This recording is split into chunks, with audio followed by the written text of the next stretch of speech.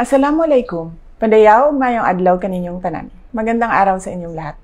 Isang karangalan po para sa kagawaran ng edukasyon ang naging resulta ng Okta Research na kinikilala ang Department of Education bilang most trusted and top-performing government agency para sa third quarter ng 2023 tugon ng Masa Nationwide Survey.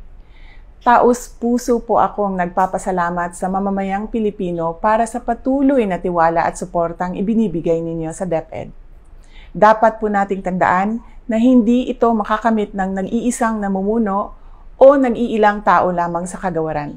Ito ay bunga ng kapit-bisig na pagtutulungan at pinagsama-samang kakayahan tungo sa iisang mithiin ng mga tao may pagmamahal sa bansa.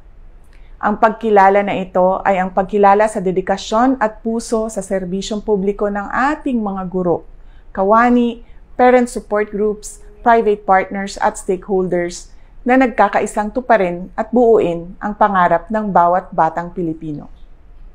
Kaya naman, nais kong magbigay pugay sa lahat ng ating mga guro, kawani at partners na palaging bukas palad na naglilingkod sa bayan. Ang pagkilala na ito ay hindi lamang sa DepEd, ang pagkilala na ito ay para sa inyo at sa matatag na kinabukasan ng ating bansa.